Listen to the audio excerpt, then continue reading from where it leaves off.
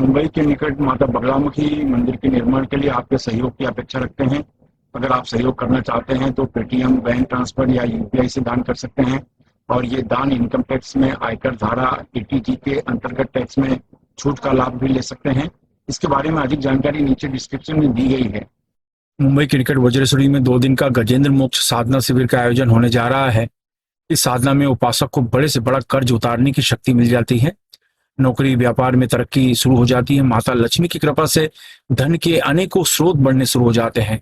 इनके साथ ही आपको आपके परिवार के साथ शत्रुओं से पूरी तरीके से सुरक्षा मिलनी शुरू हो जाती है। गजेंद्र मोक्ष की साधना आपकी मानसिक, शारीरिक, आध्यात्मिक और आर्थिक शक्तियों को बढ़ाता है। इसमें भाग लेने के 2 तरीके हैं। एक तो आप शिविर में आकर प्रत्यक्ष साधना में भाग ले सकते हैं, दूसरा आप ऑनलाइन भी भाग ले सकते हैं। अगर आप सीखना चाहते हैं तो नीचे डिस्क्रिप्शन में लिंक दिया है, वहां पर फॉर्म भरकर आप बुकिंग कर सकते हैं। हमारे दिव्य योग आश्रम के परिवार में आप शामिल हों, इसलिए इस चैनल को सब्सक्राइब, शेयर, लाइक अवश्य करें। नमस्कार, दिव्य योग आश्रम की तरफ से आपका हार्दिक स्वागत है। आज हम जो चर्चा करने जा रहे हैं बहुत ही खास विषय है, वो है विष कन्या। हमने ये नाम सुना होगा, कहीं ना कहीं तो सुना होगा। विष कन्या क्या होती है? तो विष कन्या का कुंडली में भी, ज्योतिष में भी विष कन्या के बारे में कुछ बातें कही गई हैं, लेकिन सामान्य तौर पर हम विष कन्या के बारे में जानेंगे। विष कन्या है क्या? हम कहानियों में सुनते हैं, प्राचीन कहानियों में सुनते हैं, कभी कभी ग्रंथों में भी ये बातें सुनने में आती हैं विष कन्याओं के बारे में कि राजा महाराजा लोगों के जमाने से विष कन्या का प्रचलन था। लोग विष कन्या बनाते थे, उनको तैयार करते थे, उसका उपयोग अपने शत्रु को नुकसान पहुंचाने के लिए करते थे। ये प्राचीन काल में एक परंपरा रही है, ऐसा लोग करते आए हैं। अपने राजनीतिक लाभ के लिए, फायदे के लिए इन विष कन्याओं का उपयोग किया जाता रहा है। हम कभी न कभी ऐसे विषयों को पढ़ते रहते हैं। तो वही एक टॉपिक को हम जानने की कोशिश करेंगे कि विष कन्या होती क्या है। विष कन्याओं को बचपन से तैयार किया जाता है, उनके अंदर कुछ खास आयुर्वेदिक चीजें उन्हें खाने को दी जाती हैं, जिससे उनका शरीर विषैला हो जाता है। और उसके बाद जब ये युवा अवस्था में आ जाती हैं तो इनसे जो भी व्यक्ति संबंध रखता है उनको घातक बीमारी लग जाती है और समय के पहले अकाल मृत्यु की प्राप्ति हो जाती है। तो ये कहानी तो हम लोग सुनते आए हैं, हर जगह आपने कम सुनी होगी, ज्यादा सुनी होगी, लेकिन सुनते आए हैं। लेकिन आज उसका ज्योतिष में क्या महत्व है, ज्योतिष क्या कहता है, एस्ट्रोलॉजी क्या कहती है, इस बारे में थोड़ा सा जानने की कोशिश करेंगे। ज्योतिष में भी एक खास प्रकार का योग माने जाते हैं, विष कन्या योग हम कह सकते हैं। विष कन्या योग का मतलब है एक खास प्रकार का ऐसा लक्षण आ जाता है उस सामने वाले व्यक्ति के अंदर, जिसकी वजह से वो दोष लागू हो जाता है। वो दोष का अर्थ ही यह है कि वो अपने पार्टनर को नुकसान पहुंचा सकता है। तो प्राचीन काल में तो विष कन्या की बात कही गई है। आज के जमाने में हम कह सकते हैं विष पुरुष भी तो होते हैं।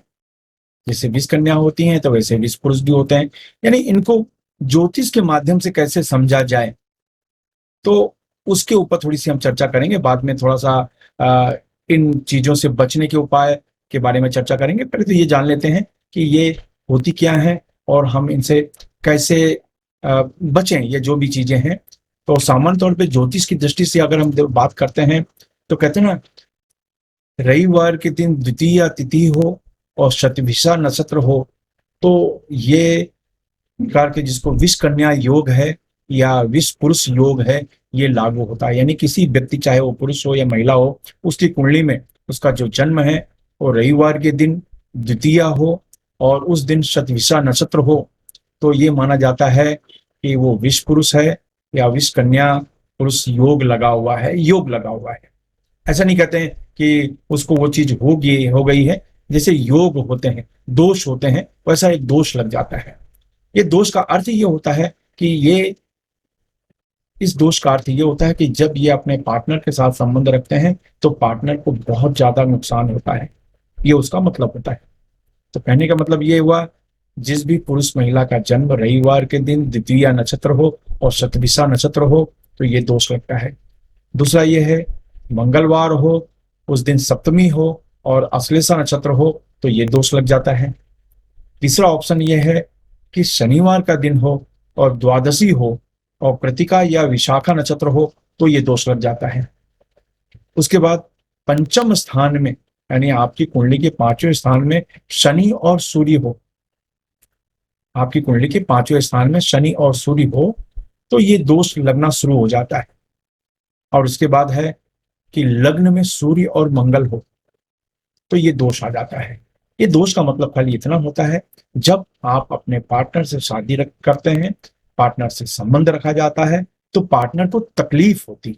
अब तकलीफ किसी भी सीमा तक जा सकती है, उसे कोई छोटी मोटी बीमारी लग सकती है, कह सकते हैं कोई वो कमजोर हो सकता है, कोई न कोई उसको बीमारी लगती रही हो, ऐसा भी हो सकता है, बहुत सी चीजें। लेकिन पार्टनर की जो तबीयत है वो थोड़ी खराब होती है, ऐसा तो ये माना जाता है। तो कहने का मतलब है ये अपने लिए इनको नुकसान नहीं होता, स्वयं के लिए इनको कोई नुकसान नहीं होता, ये अपने पार्टनर को नुकसान पहुंचाते हैं। तो ये एक देखना होता है। नॉर्मली आपकी कुंडली के जिस कुंडली में ये चीजें हैं और उसका 7वां स्थान अच्छा ग्रह है तो ये दोष अपने आप कम हो जाते हैं, इसमें कोई समस्या की बात नहीं है। लेकिन मैंने कहा कि ये जो दोष होता है ये आपके पार्टनर को नुकसान पहुंचाता है। इसे विष कन्या योग कहते हैं, विष पुरुष योग कहते हैं। तो ये जो दोष बहुत, तो राजा महाराजाओं की चर्चा इसलिए कर ली कि पहले के जमाने में वो लोग आयुर्वेद की कोई चीजें एक बचपन से ही किसी बच्चे को खिलाते आते हैं और जिससे कि वो लड़की और कन्या बड़ी होते जब युवा अवस्था में चली जाती है तो उसका पूरा शरीर जहर से भरा होता है और जब संबंध बनते हैं तो सामने वाले को कहते हैं ना अकाल मृत्यु भी हो सकती है, कोई नुकसान भी हो सकता है, ऐसी चीजें हो जाती हैं। तो इस तरह की बातें तो हम सुनते ही हैं। लेकिन उनका कुंडली में ये है कि ये होता है कि उनका जो पार्टनर होता है उनको तकलीफ होती है और तकलीफ किसी भी सीमा तक जा सकती है। वो तो कुंडली के योग हैं, वो देखकर समझ में आता है। लेकिन मुझे ऐसा लगा कि इसके बारे में भी चर्चा करनी चाहिए आप लोगों से, तो इसलिए कि ये चीजें हैं तो आपको बहुत दोष होता है। दोष आपको यानी नुकसान आपको नहीं होता लेकिन आपके पार्टनर को होता है, जो कि अच्छी बात नहीं मानी जाती। तो मैं फिर से रिपीट कर देता हूँ, रविवार के दिन हो और द्वितीय तिथि हो और शतभिषा नक्षत्र हो तो ये योग लगता है और विष कन्या योग लगता है। दूसरा है कि शनिवार हो, द्वादशी नक्षत्र हो, कृतिका या विशाखा नक्षत्र हो तो ये दोष लगता है। मंगलवार हो, सप्तमी हो तिथि हो, अश्लेषा नक्षत्र हो तो ये दोष लग जाता है। पंचम स्थान में शनि और सूर्य हो तो भी ये दोष लग जाता है। उसके बाद लग्न में सूर्य और मंगल हो तो भी ये दोष लग जाता है। ये दोष का सिंपल सा मतलब कोई भयानक नहीं होता, लेकिन इनके पार्टनर को तकलीफ होती है। ये अगर विवाह करते हैं तो आपने देखा होगा इनका जो पार्टनर है आए दिन बीमार रहता है, ऐसा आपने महसूस किया होगा। तो ये चीज है, तो इनके दोष का शमन किया जाता है, इनकी दोष की एक पूजा होती है ऐसे। तो ये चीजें मुझे बताना था। और लेकिन ये जब चीजें हों तो आप लोगों की खास बात यह है कि आप थोड़ा सा अपने भोजन में नमक कम कर दो।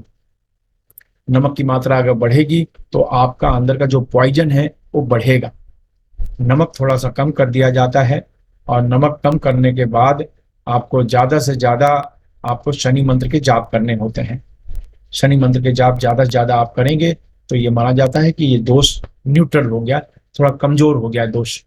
तो इस तरीके से इसके जो भयानक जो रिजल्ट होते हैं वो कम हो जाते हैं। तो बस ये एक मुझे एक आपको बताना था कि ये जानकारी आपको हो जाए। आपको जानकारी अच्छी लगी तो इसके लिए अच्छी लगी तो आप थोड़ा इस पर मतलब कमेंट करें कि आप ऐसे विष कन्या के बारे में क्या चाहते हैं और क्या जानते हैं, क्या जानना चाहते हैं और सचमुच ये होती हैं कि नहीं। इस विषय पर आप कुछ कमेंट करना चाहते हैं तो कमेंट कर सकते हैं। धन्यवाद।